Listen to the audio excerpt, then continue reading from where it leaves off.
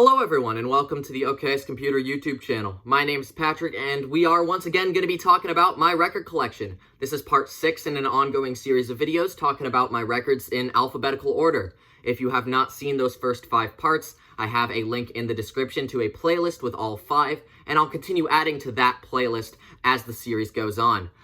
Those first 5 go from A to L, so we're just going to pick up right where we left off, go right into the M's, and we have Metallica's Ride the Lightning. Now, this is an album that I think is very important to me. It was one of the first things that made me want to pick up a bass guitar, hearing Cliff Burton's work on this album with songs like Creeping Death, For Whom the Bell Tolls, especially The Call of Cthulhu. I really wanted to, learn how to play like him. And so hearing it all those years ago, it kind of sparked not only a love of metal, but a love of bass. So this is an album that, I value and cherish very much. And so I really wanted to have it in the collection. I'm happy that I do. I know that Metallica has gotten a bad reputation over the years, especially because of some of the stuff they released in the 90s and 2000s.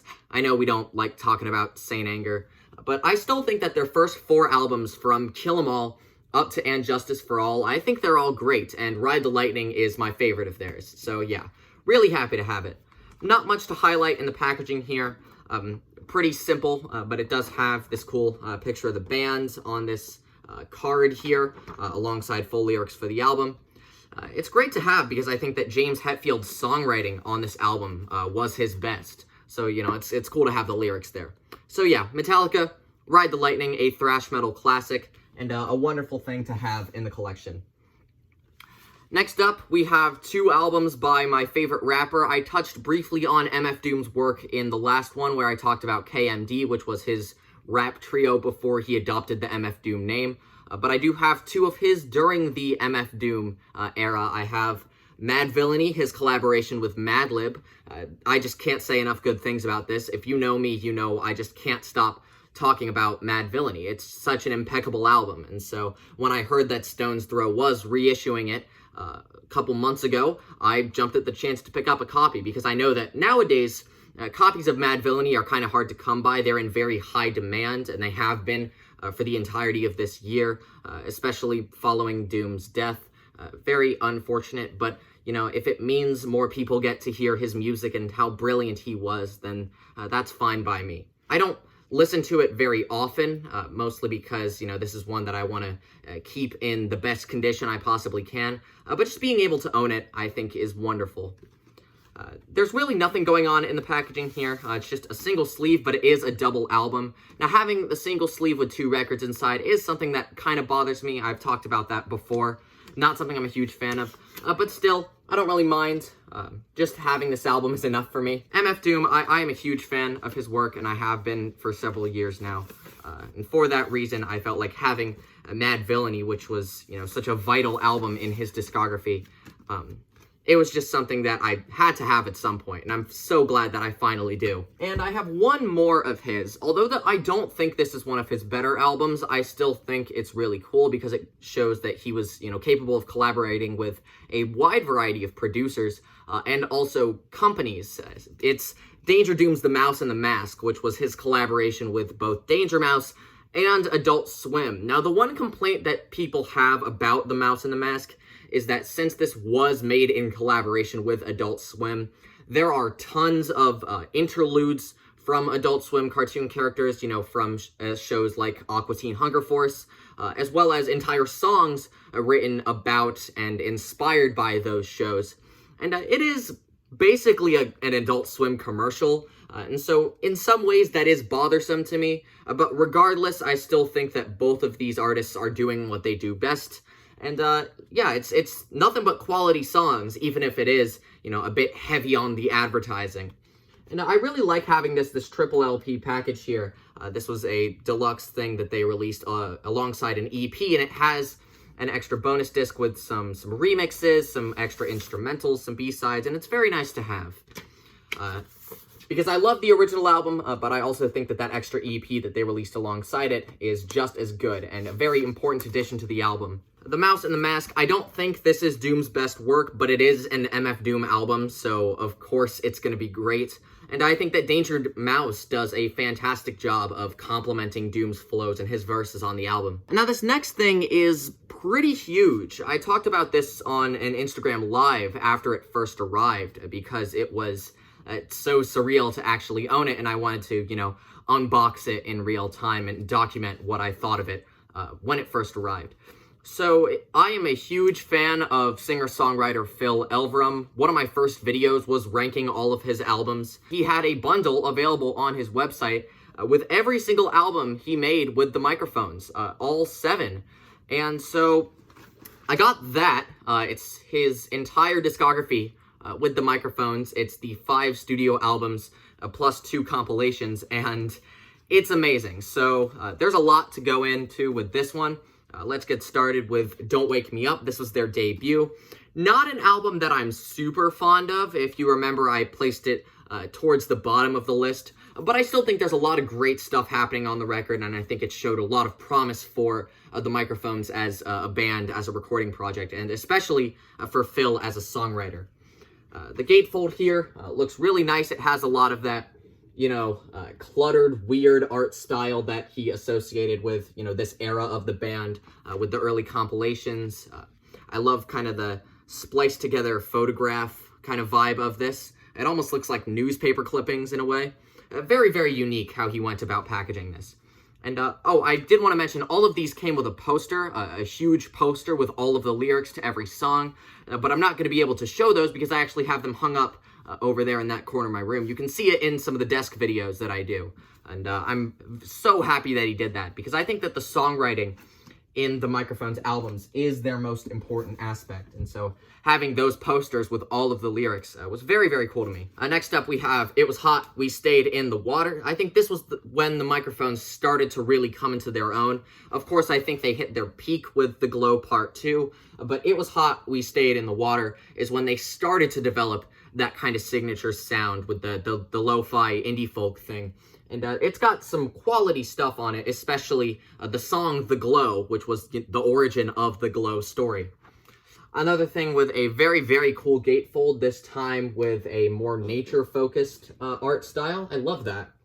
I think that the art in general for this album was very, very cool. The visual imagery associated with all of the Microphones albums is great, but I think that the very vibrant and colorful style that they went for on It Was Hot is some of the best. The Glow Part 2. This is my favorite Phil-related album. It always has been, and I have a feeling that it always will be. This is just, it's another album that I would describe as truly impeccable. And you saw I am very, very passionate and very, very enthusiastic about this album, and so I'm so happy to have it. This is another one that has a vertical gatefold. I love when albums do that. Very, very cool. And I also love this gatefold image of the forest. It kind of reminds me of some of the songs in the back half of the album where he describes, being in a forest and that encounter that he has with the bear. Next up, we have this compilation album, Song Islands. This is a collection of some scattered demos and B-sides, alternate versions of songs from those first 3 albums. And while it's not like a necessary listen, like you have to listen to it, I think if you want to hear early renditions of some of these classic songs, it's really cool to listen to. I think the greatest highlight would be the acoustic version of The Moon. Now, of course, The Moon, as we know it on The Glow Part 2, is super loud and chaotic, and it's a great song. It's one of my favorite songs, but I think having that, that cold, stripped-back acoustic version as well, it helps to emphasize how great the songwriting is on that track. So yeah, Song Islands, very, very cool album, very simple cover. I like how they took a more minimal direction with this one, since it is a much more minimal album. Then, what was their last album? We have the album Mount Eerie, which is what inspired, Phil to take the Mount Eerie name for his solo work. This is that 5-part concept album. It's crazy stuff, and I'd say this is their most ambitious album. I would say Microphones in 2020, since, they did that whole one-song album approach, but I think doing the 5-part concept with the expansive story and all the different characters, I'd say that this is one of Phil's most ambitious records, and I love it. There are a lot of Microphones fans who say that this is their best album, and yeah, I understand that. Personally, I'm more of a Glow fan myself, but I think that they did an excellent job with this. And while I'm glad that this wasn't their final album, I think that this would have been a perfect way to end things, with just how grand and epic it is. I like the alternate cover art here. This is not what it originally looked like, but I think that having this alternate image for the vinyl, I think it looks wonderful. And I also love the handwritten notes here, and there are handwritten notes for the Glow as well. And I believe, looking at the posters, I do believe that Phil hand wrote all of those lyrics as well. It's just the attention to detail and the craft that goes into creating all these vinyl packages is astonishing. Then there was also this, the early tapes, 1996 to 1998. These are the first known recordings of the microphones as we know it. And prior to receiving this, I didn't actually listen to this. I didn't even know it existed. But being able to hear the microphones in its earliest form, I thought was really, really cool. It's not their best work, but there are still some quality tracks on here. I think that Feedback Loop, Wires and Chords, Teenage Mustache, all really nice songs that act as a precursor to the proper Microphones catalog. Then there is their comeback album, The Microphones in 2020, the single 45-minute song detailing the entire history of Phil's career as a musician. It's huge. It's so huge, in fact, that it's a double album. I don't know why it's a double album, considering you could probably fit 45 minutes on two sides of a single record, but I mean, he really went all out with this album, in both the song itself and with the packaging here. I love the shiny gold foil on the title, as well as, if you look closely here, you probably can't see it, but the cover art itself is all of the words to the song, and it goes onto the back as well. Now, if we open it up here, we have a picture of Phil himself. I believe it's from quite a long time ago. In the photographs in the music video, in the cover art here, in the gatefold image, everything just screams like nostalgia, and I love that. It's a very comforting album, and it sounds fantastic on vinyl. I think it's weird having to, flip the record a quarter of the way through the song, but I don't think it really hinders the experience that much. And I don't have much else by Phil yet. I'd love to get a lot of other Mount Eerie-related albums, but as of now, I just have one, and it's A Crow Looked at Me. Yeah, so this is not an album that's fun to talk about. It's a stellar album, even though it is, such an incredibly painful record. It's this picture on the back that really got to me. This picture of, Phil holding his child. It's painful. It is. And I love, having this picture, though, because the album is not just about his wife. It's about himself and his family and them moving on from their loss. And I really appreciate that this was the image that he chose for the back cover. And it also has full lyrics, since the album basically is the lyrics, and so being able to read along to this, I think, was really, really important and interesting to me. I've only ever listened to this album 3 times, and one of them was when I first got this, and I read along, to the lyrics as the album played, and it really enhanced the experience for me. Because I recall during my first listen, which was shortly after the album was released, it was mostly just shock. I didn't really absorb what I was hearing, and so being able to read along with the lyrics the second time, I thought that made it a lot better, and I understood it a lot more. Then there's this beautiful, beautiful painting, which I believe was done by Genevieve. I'd have to double check that, but I do believe that this was an unfinished piece of hers that she was working on. Now, on the back here, we have another series of photographs, as well as a short essay, a note about the album, why he made it. It feels like he wanted to be sure that there was closure and there was understanding between himself and the audience. And so I think that including these essays, these notes about the lyrics, detailing the full experience, detailing the music itself, I think it really helps for it to make a lot more sense. So yeah, Mount Eerie, A Crow Looked at Me, not an album that is fun to talk about, but one that is very, very important, and I'm so glad that I have it. So this next one is weird because the band did not market it as a double album, but on the vinyl, they printed it in 2 different record sleeves. When you buy it, you buy them both separately. It's Modest Mouse, The Lonesome Crowded West. I really like Modest Mouse. I was not a fan at all of their most recent album, but I think that a lot of the band's classics deserve a lot of praise and recognition, and The Lonesome Crowded West is a wonderful album. It's one of my personal favorite albums. I appreciate that they have this idea that both sides are meant to be consumed differently and separately, and I like that. I'm on board with that. But I do think it is, a bit inconvenient. Overall, I don't mind that much, and I think just having the album, being able to listen to it is great, even though it is a bit strange in terms of packaging. But yeah, Modest Mouse, Lonesome Crowded West, a wonderful album from a wonderful band. Not really a fan of where they've taken their discography in recent years, but I'm still loving the classics. These last two are going to be by an artist that I care about very much. Even though he has made albums that I'm not a huge fan of, I think that there are quite a few of his that are excellent, and his last album was what I consider to be one of my favorite albums of 2020, and it's Mac Miller.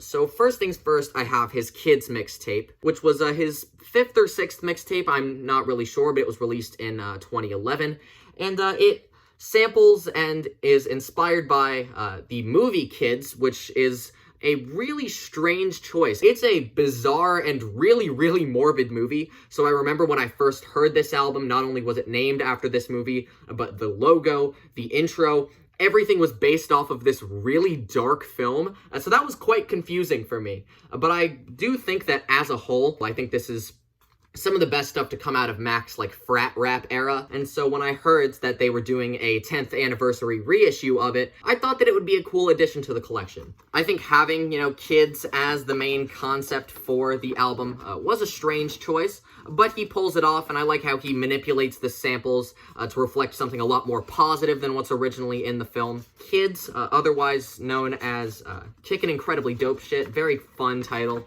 It definitely sounds like a Mac Miller album title. And it has this massive poster. I love that.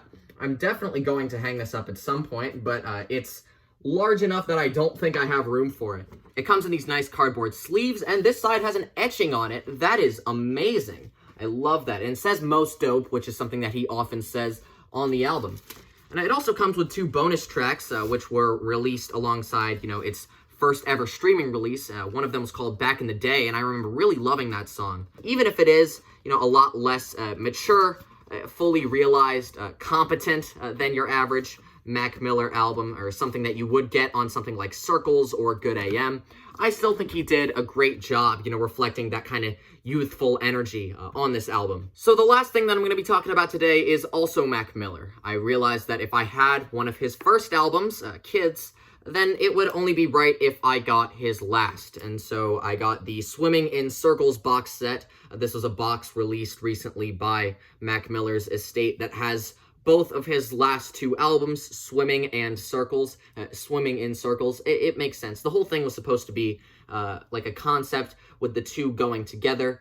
And I am so happy that Circles was, not only was it completed, but that it was actually well done. I think Circles is now going to be seen as the gold standard for posthumous albums, and I'm very, very grateful for that.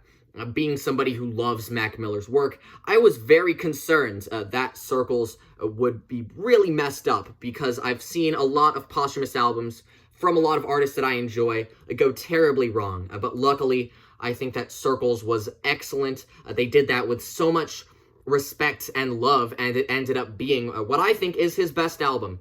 And having that in this box alongside Swimming, the final album released during his life, it just seems like the perfect thing for a Mac Miller fan to have. And there is so much happening in this package, so let's go into this and see what they have in store. So it starts with this. It's a book of photographs from inside the studio during the creation of Swimming and Circles, and I'm not gonna lie, this hurt because, it shows that, Mac Miller, he still had so much life left in him. There were so many more wonderful things that he could have done during this time, and I think that he was undergoing such an important and such a huge evolution during this time, and it was cut, unfortunately, short. It also has this incredible poster of Mac, and I definitely cannot fit the whole thing in frame. It is huge. And there's also another one, this time with all of the lyrics to every song on both albums. They really love their huge posters. Mac Miller State, they do love their huge posters. And I think that this is also some of Mac's best songwriting, and so, once again, love being able to read along as I listen to the album. Now we get into the albums themselves. So starting with Swimming, both of these are double albums. With Swimming, it comes in a light blue sleeve on a dark blue vinyl. I'll see if I can get that. Here we are. That is beautiful. I love that. So I like having this light blue sleeve with the dark blue vinyl that contrasts with Circles having a dark blue sleeve but a light blue vinyl. I love that. It's very clever. I think it's cool how they did the whole color scheme for this.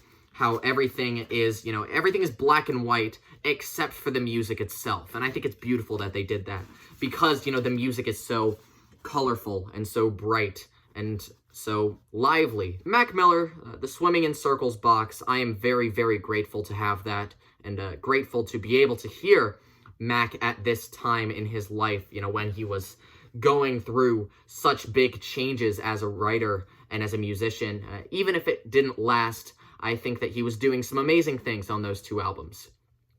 So yeah, kind of a sad note to end on, but that is part 6 of the record collection. We're going to move on to this corner of the shelf in the next video, which will probably be next month.